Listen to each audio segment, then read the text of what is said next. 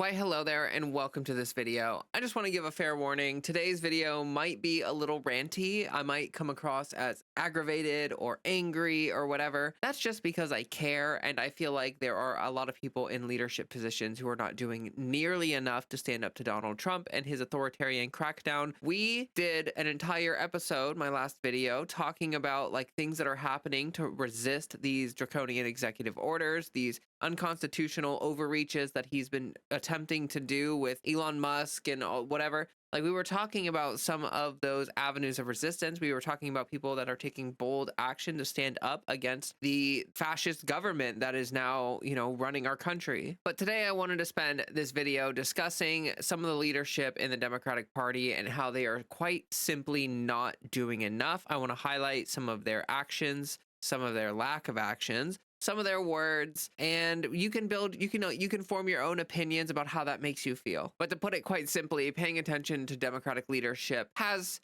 had me quite pissed off. So I do want to just start by talking about what I see from the Democrats broadly, and then I want to talk about what I would like to see from the Democrats. Now, this is just before we get into these clips and these videos and these examples, because I just want to talk about things a little broadly and give you an idea of what I'm looking for, how I would like to see these Democratic leaders respond and meet the moment, so to speak. So the Democratic Party has this tendency to like do this hand-wringing thing where it's like they have this feel of like quiet smugness where like they feel like they don't have to make the point because the point is so obvious that it would be silly to like make the point that they are thinking in their head. Like, I think there's a really good example of this is the presidential debate with Kamala Harris and Donald Trump. There are clips of, Trump saying absolutely ludicrous stuff and obvious lies, inflammatory lies as well. And Kamala Harris just kind of like laughs to herself and like smirks or whatever. And she doesn't like feel the need to like dig into Trump or to like make a big narrative about it or to like go on about it or go off about it. And I'll be totally honest with you, this kind of attitude, it needs to die. Like, it needs to go away. They need to become louder. They need to become more in your face, and like it needs to be more about like the narrative and proving the point. Like, even if it's obvious, even if it's something that feels like a little bit benign, maybe because like the lies are so obvious that Trump tells, but you gotta have a fight. You gotta actively participate in the fight. If you are essentially are just doing this like, oh, well, you have no idea how stupid you look thing, you're not actually engaging in the fight. You're actually letting the other side dominate the narrative while you just like, isn't everything they say so stupid? Like, that's not actually doing anything to combat the narrative that they're putting out there, because people don't care or pay attention to like this quiet smugness. It like doesn't prove the point that they think it proves. So here are the things that I would like to see the Democrats do instead of this like completely feckless, spineless thing that they have been doing for a long time. They need to create a compelling narrative, which should be easy because the right wing are actually attempting to destroy the nation for their financial benefit. Like, the right wing are the epitome of like this fascist, evil party that cares nothing about the working class and only cares about, completely pulling the wealth from the middle class and pulling it into this like, like the pockets of like the top half of the 1% or whatever the number is now, where it's like 600 people have more combined wealth than like most of the country. But like, the Dems need to aspire to things and they need to dream big. Like, they need to have actual legislative goals. And those legislative goals can't be like, well, if you live in a shoebox and your parents have red hair and you have exactly $4.35 in your bank account, then you can apply for a program where in 12 months, maybe if the program is still there, you might get approved for some assistance that may or may not actually pay out. And yeah, but it's gonna be great. It's a great thing. Like, that is not, Dems do this thing where they like will give you like the tiniest little crumb, and then they try to sell you as if it's like, oh, that's all we could do. It's like, we would love to give you more, we would love to do more, but like, we have to be realistic. Don't let the perfect be the enemy of the good. Like, all of this stuff, this attitude. of like just capitulating to what they think is possible or not possible. Well, that's kind of the issue with the Democratic Party, is by viewing certain things as not possible, they don't even take action towards those goals because they aren't goals. Like they don't want to give universal health care. Like they don't want to do that, okay? And so if they were actually aspiring to do that as a party, they could work towards that goal. And maybe it's viewed as impossible right now. Maybe it's viewed as something that would never happen right now. But that doesn't have to be the case in the future. As we have seen in recent history, precedent doesn't mean necessarily anything. And a lot of things are possible that you don't think are possible. And you just have to dream big enough. Like that is literally what the right wing is doing with this second presidency. Trump is just like aspiring to be a dictator, and he's kind of succeeding. Like he's sort of doing the thing that he is aspiring to do. And there's almost like a lot of these things, like in these executive orders, people like the Democrats and others, these establishment shills will say things like, oh, this is impossible. He's not allowed to do this. Well, he's doing it. Like he's doing it. He's not allowed to. It's impossible. It's whatever. He's doing it. So what does this show you? It shows you that like by buying into the narrative that something is not possible, you're making it not possible. And by aspiring to something, you will find a pathway, hell or high water, especially if you're Trump and you don't care about norms, then like you will find a way to get your power in place. Like you will take that power. And so it's just a lesson that the Democrats need to learn. They need to be ruthless, and none of this like we can't get that done, or we have to bipartisanship, or we have to reach across the aisle. Like none of that. The Democratic Party needs to become a party that actually stands up, has a spine, and fights. Okay, so that's point one. Point two, they need to fire all of their consultants. The only consultants that they should be listening to are their constituents. Those should be the consultancy class for the Democratic Party, are the constituents. The people that have elected the officials should be the consultants. All of these consultants that they listen to that have been hired by the Democratic Party, they're completely idiotic. Like they just have no idea what they're talking about. They're like Washington ghouls that have not stepped outside the DC circuit or the DC area for like 32 years. These people are just completely clueless. They have no connection to reality. They have no connection to the average person. They have no idea what they're talking about. And they have all of these high-minded academic ways of viewing things and phrasing things and all of that stuff. And it's not working. It has not worked in the past, and it's continuing to fail. And to be totally honest, the consultants won't admit that they're failing because it's their job to be consultants. So if they admit like, hey, our job is stupid and pointless and we're not actually doing anything and we're not helping, then they're basically saying, hey, fire me, please. And so they're not going to do it because it's against their self-interest to be like, hey, my job is useless, fire me. So they're not going to do it. You got to fire them anyway. You got to say, hey, these people are completely useless and we need to get rid of them. There's a reason why some of the most popular politicians in the country are the ones that listen to their constituents. It's because it tunes you into the concerns of the people and allows you to channel their anger. It allows you to channel their concerns. It allows you to be a voice for the people, which then makes them like you because they know that you're paying attention and you care about what they have to say. And finally, the third thing that needs to happen, and this is more about the base and less about the Democratic Party, but the base needs to threaten leaders with primaries if they continue to do nothing. If some of these higher level Democrats continue to be completely weak and ineffective and spineless and just like bend over at Trump's beck and call and just say like, oh, we don't know what to do. If they keep doing this kind of thing, we need to primary them, and we need to pressure them. We need to tell them, hey, you either do something or you're gone. Like you either get in line and like fight and stand up for us and come up with a narrative and fight, or you're gone. Like you will lose our vote. You will lose your job if you do not stand up and fight and do something. A lot of these people that are doing nothing are in deep blue districts, and they don't, like they have this incumbency bias, and they just feel like they're never going to lose their job. They feel like they are sitting pretty and they have the power and they're not going to lose it. So by putting the fear of God into these people, I think that we can pressure them into taking more action. But okay, those are my expectations. That's what I would like to see from the Democratic Party. Those are the kinds of things that I think we need to do and see moving forward. So I want to show you how some of these upper level Democrats are behaving and some of the things that they are doing. Okay, so first of all, I have a very short clip for you here. This is just Hakeem Jeffries at a January 31st press conference versus Hakeem Jeffries at a February 7th press conference. We are going to fight it legislatively. We are going to fight it in the courts. And we're going to fight it in the streets. But I'm trying to figure out what leverage we actually have. What leverage do we have? Republicans have repeatedly lectured America. They control the House, the Senate, and the presidency. It's their government.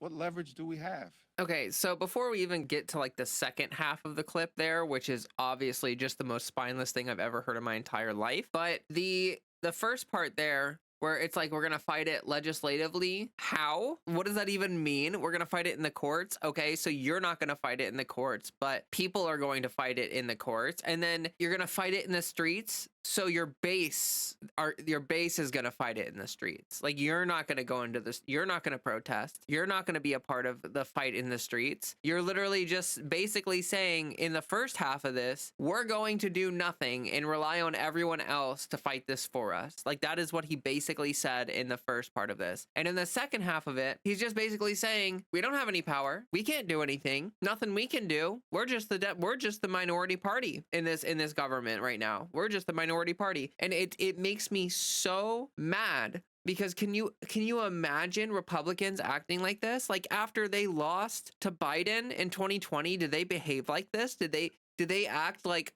what are we gonna do? What are we gonna do, guys? Oh no. We really lost that one. Like, just like absolutely spineless. Like, it's unbelievable. I saw this and it really drove me crazy. It made me very mad. So this is not even the only example we have today. So I'm starting off with the short ones because it's easier to get through them, to get into the longer clips where I will show you some longer sections. Like, these are obviously just little clips. So this is Chuck Schumer. This is on his YouTube channel, which, just so you know, he has 2.8 thousand subscribers. I have 10,000 more subscribers than Chuck Schumer on YouTube. So that shows how effective he is at messaging and putting out content on new media, independent media, or whatever.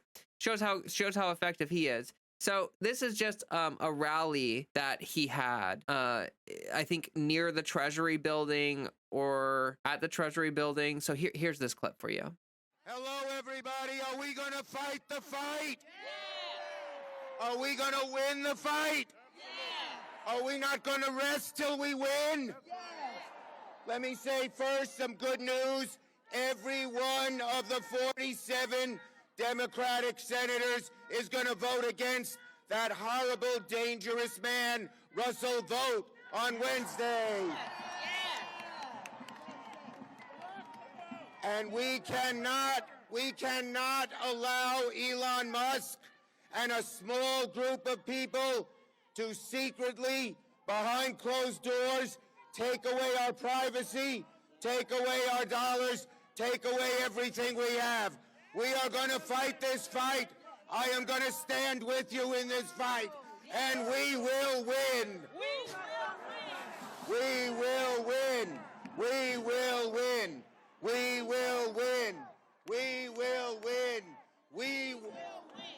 We won't rest. We won't rest. We won't rest. We won't rest. Thank you, everybody. So, like, I don't even have anything to say about that. I feel like that rally speaks for itself in the sense that, like, first of all, you need a better audio engineer.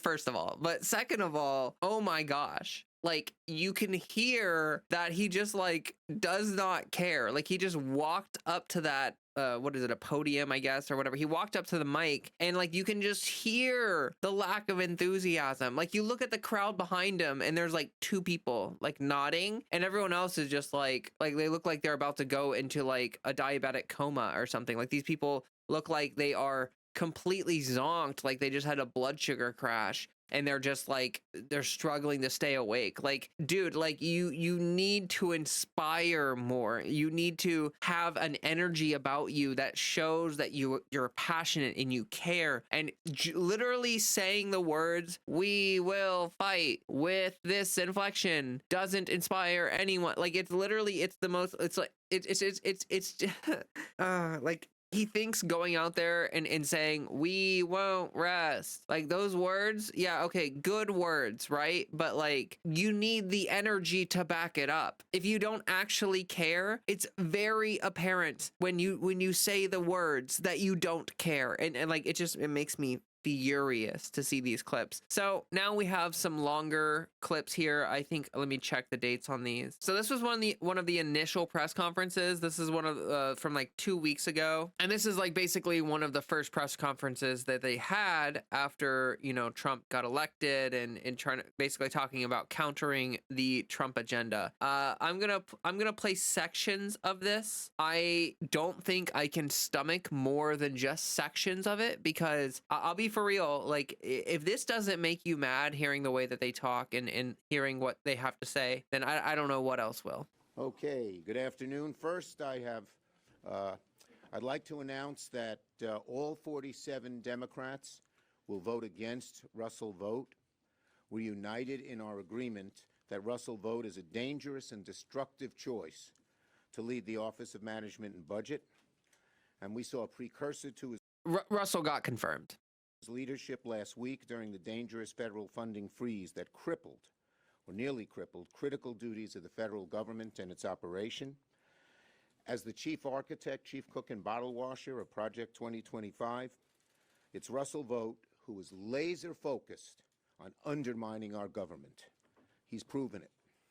Senate Democrats will unanimously oppose him and do everything we can to prevent him from leading OMB.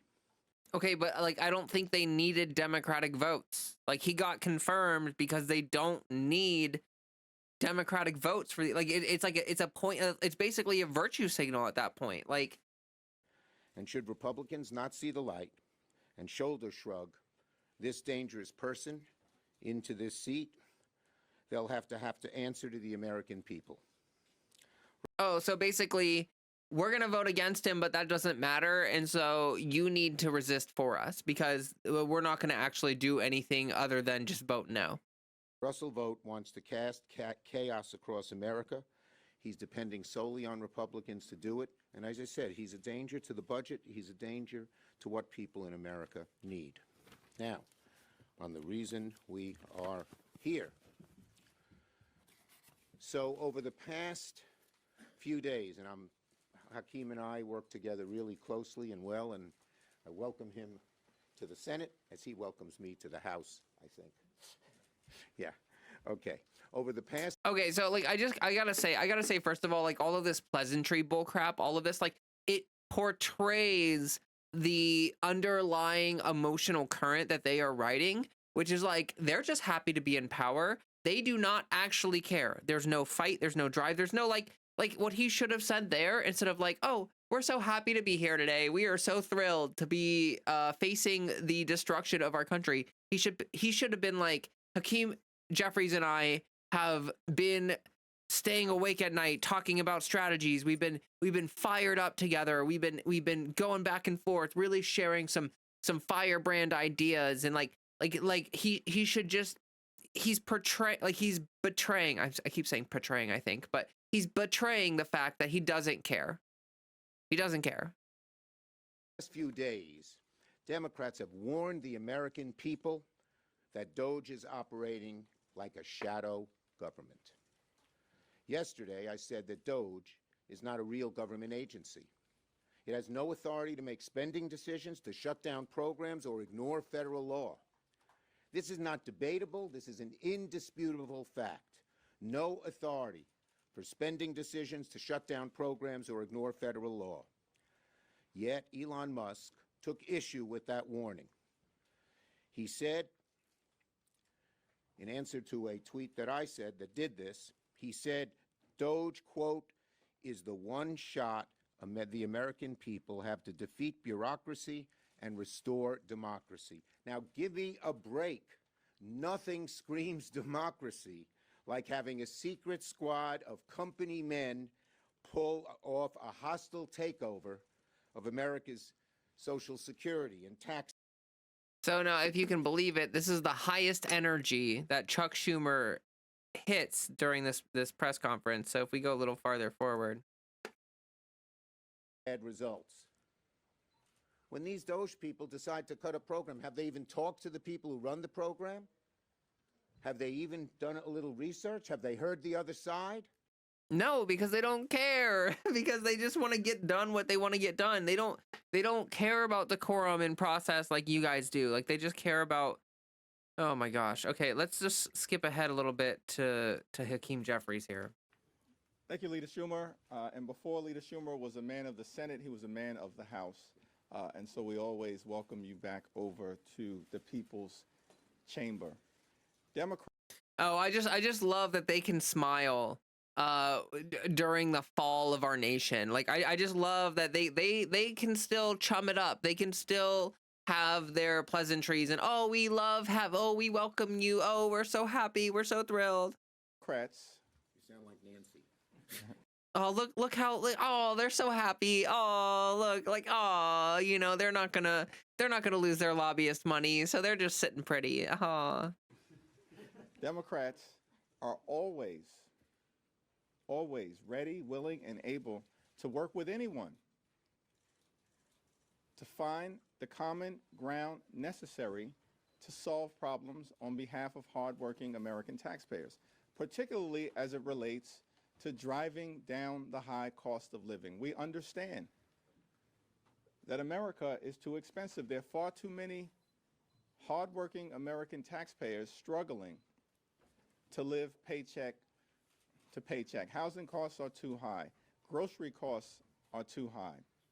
Okay, I made like a post about this on my social media, but like there's no soul in Hakeem Jeffries' eyes. Like, there's no, like, he just doesn't, like, Chuck Schumer's like this too. Like, they just don't have, like, I swear that, like, they are just like AI machines. Like, they are just like cybernetic humans with no emotion. Like, they don't have a real soul, because like they are just, the way they speak and the way that they engage with the information. It's clear that some staffer wrote these addresses for them, and this is the first time that they have ever read these address. Like, they are just giving these, they're just saying the words. Like, they're just saying the words. They're just going through the motions, and like, to them, this action is enough. Like, this is what they're doing. This press conference is what they're doing. And actually, like, somewhere in this press conference, it's what they literally say that. They literally say, oh, this press conference is part of our resistance. This is what we are doing. We are just standing up here saying, hey, they're not doing the right thing. So let me move forward a little bit, see if I can find that. On both sides of the Capitol, what can you guys be doing when this is money that you have appropriated to be spent both in the federal freeze and in the international freeze? We have 4 different ways of recourse. So 4 different ways of recourse. The first is just bringing this to light. So first is just bringing this to light, okay? Making sure that the American people know what it is. We've had some success there already. When we brought the freeze of funds to the public, there was an outcry, and Trump had to back off. Okay, so literally just informing your constituents of what is happening. When we brought up the tariffs to the American people, there was an outcry, and Trump had to back off. I believe. So it's literally not something they're doing. It's something the base is doing. The outcry, the public outcry, all they are doing is literally just like what a news outlet does, like informing people. There'll be even a greater outcry, or as much an outcry as this. The second thing we have is litigation. There are various groups that are already going to court to sue because they believe that this is against. Okay, but the Democrats are not really involved with this. Like, there are some Democrats that are involved with the litigation process, like Jamie Raskin, but like they're like most, like Chuck Schumer isn't involved in any of these lawsuits. Hakeem Jeffries, they're not involved. Like they're just literally like relying on other people to do the fighting for them. the law. And we are working with them in terms of giving them information, telling them what we know, helping make their court case as strong as possible. The third is oversight. In the Senate, we're going to have some shadow hearings which discuss what this is, and we're asking whistleblowers across Treasury and other places. We're talking to... So asking other people to do more resistance for them. So they're going to have secret meetings, and they're going to what? Oversight? What? Some of them already to come forward. And the final is legislation. On the appointments, they don't need Democrats. But on... So he just admitted they don't need Democrats on the appointments. So all of that stuff that you said about Russell Vogt, I think that's his name. You just it's meaningless. Like, it's meaningless. Like, you're literally saying what we are doing doesn't matter, but we're going to do it. And that's what we're doing. And everything else, we're going to rely on people to sue or people to protest or people to... On legislation, particularly the funding resolution, they do need us. And we will insist that there be certain changes that undo these bad things. Go ahead, you take the next one. Okay, we're gonna move on from this one. So this is a solo press conference from Hakeem Jeffries. It's like a weekly press briefing he's doing. I guess it's still morning. Good morning, everyone. This is now day 19 of the new administration. And we were told that Republicans were prepared to lower the high cost of living for everyday Americans. But we've seen nothing, no action, no legislation, no ideas, no proposals, nothing to lower the high cost of living. Despite all of the focus and promises that had been made around lowering costs last year.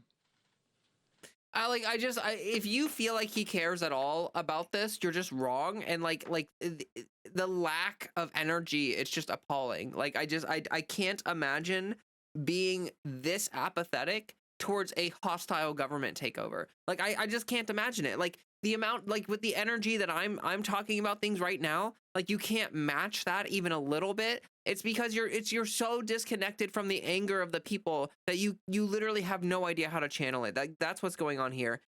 I'm hopeful that Republicans are actually willing now to sit down at the table and reach a spending agreement. What? Now you're hopeful that they're going to behave in good faith? Like, what kind of insane thinking led you there? How did you get there? How did you get there? That doesn't make any sense. In the best interest of the American people. In the best interest of the American people? They don't care at all about the American people. That's the point. Oh my God. Every single sentence that comes out of this man's mouth makes me just not violently angry, but extremely angry. In the best interest of their billionaire donors. When it comes to the next key leverage point you all have would be one of the things the government shutdown avoidance. To what extent are Democrats willing to withhold votes? Your argument about the mandate withstanding, but withhold votes to avoid a government shutdown, and what do you need in exchange? In particular, when it comes to, do you see it as an opportunity to try to stop Musk or I appreciate the question, Kevin, but I'm trying to figure out what leverage we actually have. What leverage do we have? Republicans have repeatedly lectured America. They control the House, the Senate, and the presidency. It's their government. What leverage do we have? We are going to try to find bipartisan common ground on any issue. We will work with anyone in this town. They'll work with anyone, even the rich billionaire oligarchs who have absolutely no interest in behaving or acting in good faith to get something done. Like, I just, I literally can't. I literally can't. I need to stop watching these clips. I'm going to throw up. I'm going to scream. I'm going to just, it's disgusting. So I wanted to talk about this article because this is a reporting that I'm hearing, that Democrats are reportedly angry that progressives are pushing them to act like an opposition party. And this is an accurate title. Like, this is a very accurate title. So the subtext here, Hakeem Jeffries and Chuck Schumer are architects of the crisis that allowed Trump's fascism to arise and succeed, argued one progressive organizer. They have zero credibility to be leading the fights we face today. True! That is such a true thing. Like, their complacency, their lack of engagement, their lack of actually caring to do literally anything at all, their lack of a spine is the reason why Trump got into power today, because people are angry. And Trump, even though he's a lying narcissist and he does not actually care,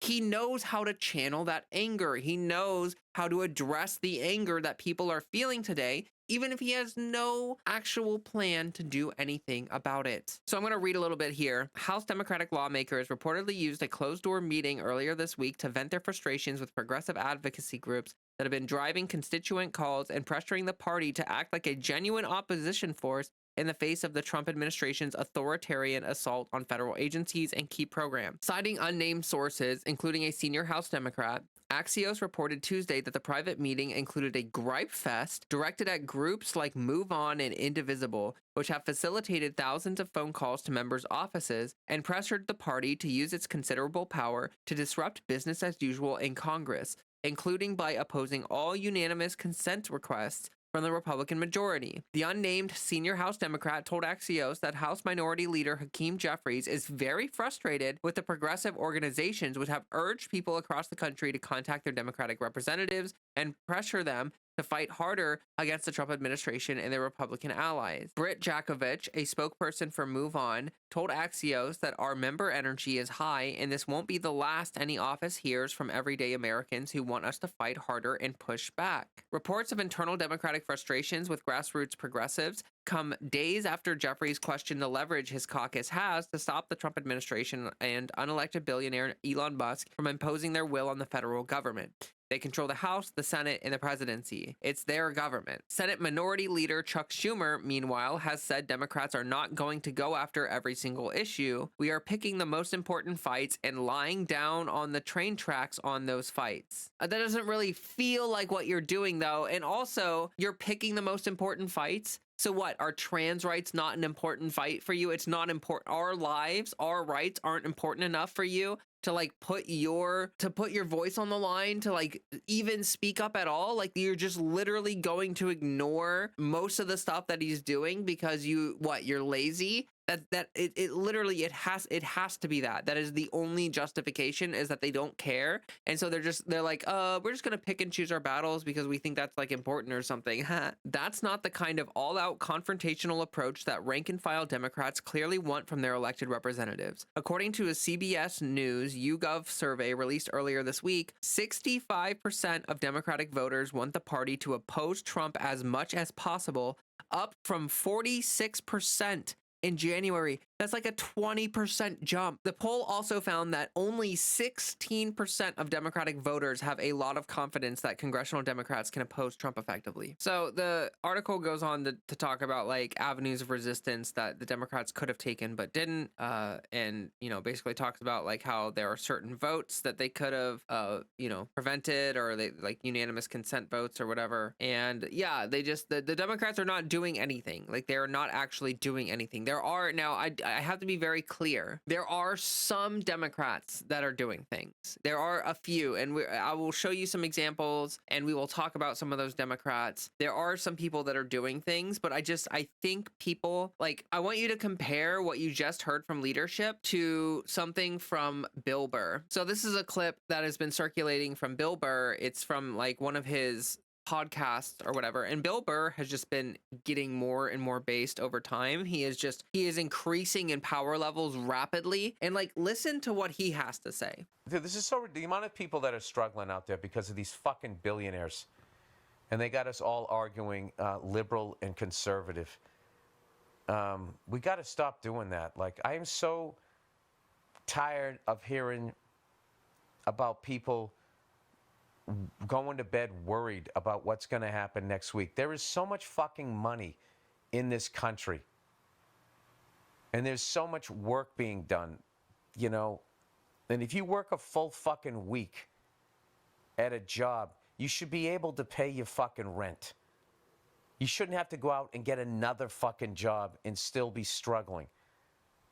It's bad for the country because then the kids don't see their parents and they're not getting. I mean, like it's like it's a night and day difference. Like, I'm not even gonna play the rest of this. Like, if you want to, you can listen to this. It's incredible what he goes on to keep talking about this stuff. Like, yes, that is the kind of energy we need from Democrats. Like, maybe they even need to drop the F word every now and then. Maybe they need to drop a fuck or two, because then it'll show that they give a fuck or two. But I did want to highlight, like I want to mention some Democrats. We've got like Bernie Sanders, we've got AOC, we've got like Jamie Raskins, we've got people, and like I know Bernie Sanders is an independent technically, but you know what I mean. But like we've got some people who are doing good things, but there's one person in particular I want to show. And just in case I go over, I just wanted to note that the previous speaker went over by a minute. We've heard a lot about the fact that Democrats have been talking about Elon Musk. And let me give you a news alert. We're not gonna stop talking about him. We're gonna keep talking about him until he is out of here. Now, if he wants to be elected or appointed and confirmed to something, then so be it. But as of right now, we have somebody that for whatever reason, I don't know if y'all just trying to play in our face because you think we're stupid, or if you literally just cannot see the difference in a George Soros and a Bill Gates. But let me give you a little bit of the difference. Number one, George Soros nor Bill Gates ever somehow decided to turn off the spigot of money that was going through to various organizations and agencies to the extent that it had actually been ordered by law that they should have access to it, to the extent that people are dying. There are people that have died as a result of this antic, and there are now farmers that are screaming that they may lose their family farms because we have over $500 million worth of food that is sitting and not going anywhere because of the attempt to shut down U.S. aid. So let me tell you, that is the big difference between the two of them. And let me also tell you that a big difference between Democrats and Republicans is that we don't just say we believe in the Constitution, but we walk it like we talk it. What does that mean? That means that if we believe in the Constitution, we don't just pick out the Second Amendment and say that it is limitless, nor do we pick out the First Amendment and say that it is limitless. The thing about the Constitution is that it has always been a balancing test. There are limits to this. And right now, what we continue to hear from a certain side of the aisle is that there are no limits to this lawlessness. In fact, there are limits. And I can tell you that one of those limits typically is around hate crimes.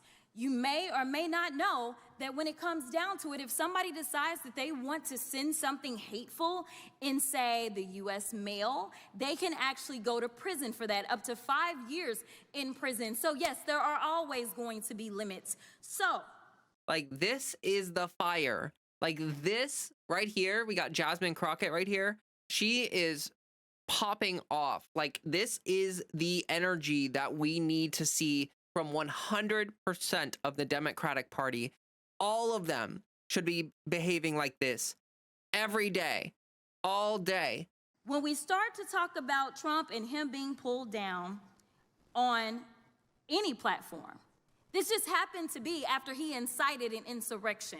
This just happened to be after, in a bipartisan way, this particular chamber decided that they were going to impeach him. So there was something a little different about what he did, because as we know, it led to people actually dying. But let's talk about who's doing the nefarious things with the tech giants. Because I don't think that one side of the aisle is promoting truth, but sometimes it may seem a little treasonous. All right, so we've got this article right here about this guy. Meta says it will end its fact-checking program on social media posts. I'll talk about that a little bit later. So this is effective. Like having something like this to display, having this is effective. This is important. this and like actually using this graphic that they have up here on this board, like this kind of stuff, this kind of display, we need more of this. Like I saw that in one of the press conferences, Hakeem Jeffries had like a little like thing sitting in the background, and I don't even know if he even went over it. Like basically it was like, how is this going to help with prices? And it was like some tweets from Trump or whatever. And it's like, I don't even know if he went over it. Like, I don't even know if he used it in his press conference or if it just sat there in the background. But okay. Then we have Washington Post says it will not endorse a candidate for president. We also know that actually they absolutely intended to endorse Kamala Harris. We have this one. Google Maps now show Gulf of America instead of Gulf of Mexico for app users in the United States, which is a complete farce because it's the Gulf of Mexico. It always has been. And we know that the AP got kicked out yesterday because they refused to buy into this lie, because that's all y'all really want to promote is lies. That's the big issue that we have. Elon Musk boosted false USA conspiracy theories to shut down global aid. Now, while he was boosting those lies about U.S. aid, and he was stopping money going for, say, things such as Head Start, somehow the only money that didn't stop was the money to him and his organization. Now, I don't know how you can have him be the watchdog as well as the guy that is literally living off of the government. If we want to talk about government welfare, it looks like Elon Musk, because it's my understanding that just on yesterday, a new contract was approved for approximately $300 million for Elon Musk. So listen, I just want y'all to be honest. You want to sit here, you want to lie, because so often we hear, well, you know, yeah, we did lie. In fact, he admitted that he lied when he was in the Oval Office yesterday. But if it's a lie that will get you into office, such as saying, I know nothing about Project 2025, yet on day one, you literally do everything that you can to implement it, including making sure that you put, say, one of the main architects of Project 2025 over the OMB, it's okay, so long as you get the power that you seek. The problem is that the game is going to be on the American people. And when I say the American people, I mean all of us. Unfortunately, I am also stuck in the twilight zone because of the lies that were allowed to be propagated. Just like when you're talking about vaccines and all this nonsense. Right now in my state of Texas, there is an outbreak of measles. And what they are finding is that because there's been so much disinformation about vaccines, that kids are sick right now with measles that they did not have to have if they just trusted doctors and experts instead of randoms online. So I will end by saying this, Mr. Chairman, because I know we believe in Jesus in this chamber. In John 8:32, it says, the truth shall set you free. So maybe we should focus on a little bit of truth in this chamber. Like, literally all I have to say is pop off queen. Like, no notes. Like, that is what we need. And now, here's the thing. It is everything she said, like, the most well thought out, perfectly consultant crafted, workshopped thing? No, it's not. And that's the point. It came from her heart. Like, she cares about the country and she cares about her constituents and she cares about these things that are happening. And so she's not willing to sit down and just let it happen. Like, she's going to speak from her emotion, and it shows. Like, the difference between her and Hakeem Jeffries and Chuck Schumer is, it's night and day. It's crazy. Like, it's like they are actually polar opposites in terms of like effectiveness and passion and everything. Like, she's doing everything right and they're doing everything wrong in this situation. So I really wanted to, like, I could show you more videos of, you know, like the AOC stuff that she's been doing, or Bernie Sanders. Obviously he's goated. And so like, that's great. Like, there are people that are fighting. I just wanted to highlight a little bit of that and give you a peek into some of the effective Democrats and how they're behaving. But the issue is that we need the entire party to rally behind this kind of messaging, this kind of firebrand, this kind of resistance. We need the whole party on board with that. We can't get by with only like 5 or 6 or 7 Democrats being incredibly angry, and the rest of them are like, we will work on a bipartisan basis with anyone for common sense legislation that helps the American people. Like, I can't with some of these Democratic leaders. Like, it's mind-boggling how spineless and weak they are. I think that I got my point across quite well, and I hope that I provided you enough examples that you can see what I'm talking about, and you can see the difference between the two kinds of approaches that I'm talking about. And you know, you can see how Jasmine Crockett is delivering on what I said I need to see. Create a compelling narrative. She definitely created a compelling narrative. Listen to your constituents, not the consultants. Clearly, that wasn't a workshopped consultant class prepared statement. That was something based off of the anger of her constituents, things that she's hearing from people who are angry, and she's channeling that anger. And honestly, like, I think that it's going to build a lot of goodwill with her constituents. I think that she's going to be more successful in her district because she is moving in this direction and leading in this way. But okay, I'm gonna go ahead and start wrapping up this video. I need to get editing. I need to get this thing up. I apologize that there was a lack of a video last week. I know it's been like 9 or 10 days since my last video. I try to do one once a week, and because I don't have a consistent work schedule, it like changes depending on the week, and things change depending on what I have going on, you know? Like, sometimes I get the video out like mid-week, and sometimes it's the end of the week, and sometimes it's early in the week. And so sometimes there's like 10 days or 11 days between the videos, and sometimes there's like 5 or 6 days between the videos. It's a little inconsistent. I apologize for that. But you know what's not inconsistent?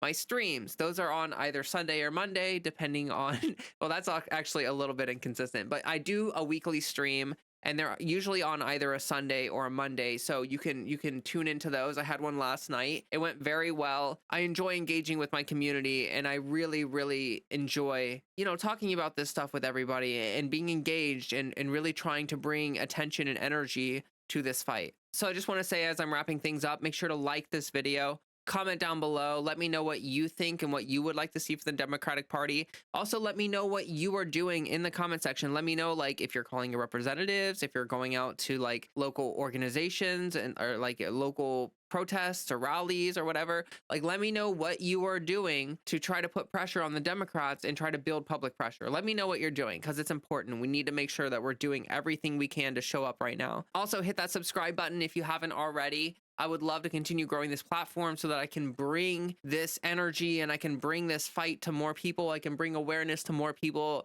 I am super thankful that there's already like 12,000 of you that are subscribed to my channel, and you're helping me grow and you're helping support me. That does mean a lot. It's really important that we group up together. Like, mainstream media is not going to do the job. We need independent media to build power, to build platforms, and to have a voice in this fight. Like, we need the Democrats to be listening to the voices that are channeling what the people want, which, you know, independent media does a way better job of that than mainstream media. So I do have a Discord, and we have a lot of friendly people in there. You're more than welcome to join. You just click the description of the video. It opens up. There's the link tree in the description. You click that, it opens up, and then you've got the Discord, and you click that, and you're in the Discord. You just join the Discord through that link, through the link tree, and you can also follow all of my other socials through there as well. I also have a Patreon, which is also in the description of the video. Feel free to join and support me there if you would like to contribute to me growing this platform. Every contribution that I receive means a lot to me. So I'm actually going to have people popping up on the screen right now. We're going to have Patreon members